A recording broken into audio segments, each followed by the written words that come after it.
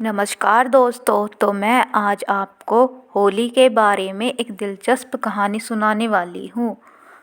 होली रंगों का त्योहार भारत के हर कोने कोने में बड़ी धूमधाम से मनाया जाता है। लेकिन क्या कभी आपने सोचा है कि होली का त्योहार कैसे शुरू हुआ?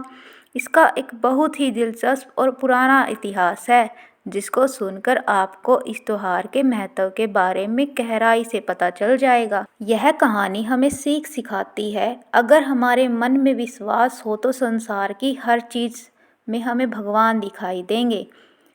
बहुत समय पहले एक राक्षस था जिसका नाम हिरण्यकश्यप था। हिरण्यकश्यप बहुत ही क्रूर राक्षस था। हिरण्यकश्यप ने बड़ी तपस्या करके भगवान ब्रह्मा से वरदान पाया था कि ना तो वह किसी इंसान और से मरे, ना किसी जानवर से, ना किसी हथियार से उसकी मृत्यु हो, ना तो वह दिन में मरे और ना ही रात में, ना धरती, ना आकाश में, ना घर के अंदर, ना घर के बाहर। हिरण्यकश्यप को अपनी ताकत का बहुत घमंड था। वह खुद को भगवान मानने लगा। उसकी प्रजा को उसकी पूजा करने के लिए कहता। हिरण्यकश्यप का एक पुत्र प्रहलाद था। वह भगवान विष्णु का बहुत सच्चा भगत था। उसने अपने पिता को भगवान मानने से मना कर दिया। उसके लिए केवल एक ही भगवान थे, श्री हरि विष्णु। हिरण्यकश्यप को प्रहलाद पर बहुत गुस्सा आया। उसने अपने सेवकों को उसे कड़ी सजा देने का आदेश दिया। हिरण्यकश्यप ने प्रहलाद को मरवाने के बहुत सारे प्रयास किए। जैसे जैसे प्रहलाद को पहाड़ से गिरवाया, हाथियों से कुचलवाया और उसके भोजन में जहर तक मिलवाने की उसने कोशिश की। तो एक दिन उसकी बहन उससे मिलने आई, तो उसने होलिका की मदद से प्रहलाद को जलाने की मारने की योजना बनाई। होलिका को वरदान था कि उसको आग जला नहीं सकती। उसने प्रहलाद को अपनी गोद में बिठाकर आग में प्रवेश कर लिया। वह खुद खुद जल गई, लेकिन प्रहलाद को कोई नुकसान नहीं पहुंचा। अच्छाई की बुराई पर जीत के इस पर्व को होली की पहली रात होलिका दहन के रूप में मनाया जाता है। लोग आग जलाते हैं, उसके चारों ओर इकट्ठा होते हैं, गाने, नृत्य, खुशी मनाते हैं। हिरण्यकश्यप ने प्रहलाद को समझाने की एक आखिरी कोशिश की। उसने प्रहलाद को अपने दरबार में बुलाया और उससे कहा, अगर तुम मेरी दी गई कड़ी सजा से बचना चाहते हो तो बुलाओ अपने भगवान को। कहाँ है तुम्हारे भगवान?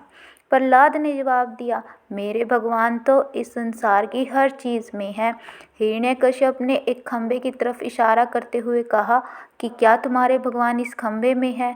प्रहलाद ने बोला, हाँ, मेरे भगवान इस खंभे के अंदर भी हैं। प्रहलाद की बात सुनकर हिरण्यकश्यप ने उस खंभे पर अपनी गदा से जोरदार हमला किया। तभी खंभा टूट गया। उसमें से भगवान विष्णु के अवतार भगवान नरसिंह प्रकट हुए। उनका चेहरा शेर का था और शरीर इंसान का था। वो न तो जानवर थे, न ही इंसान थे। वह हिरण्यकश्यप को खींचकर महल की चौखट पर ले गए। अब वो न तो घर के अंदर था, न ही घर के बाहर। भगवान नरसिंह ने उसे अपनी गोद में लिटाया और अपने नाखूनों से उसका वध कर दिया। प्रहलाद की सच्ची भक्ति से भगवान बहुत प्रसन्न थे। उन्होंने उसे मनचाहा वरदान मांगने को कहा। प्रहलाद ने कहा, मुझे यह वरदान दीजिए कि मैं हमेशा आपकी भक्ति करता रहूं, हमेशा सच की राह पर चलूं।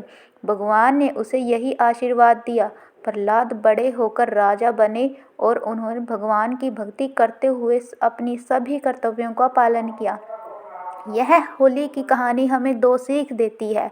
अगर हमारे मन में विश्वास हो तो संसार की हर चीज़ में हमें भगवान दिखाई देंगे।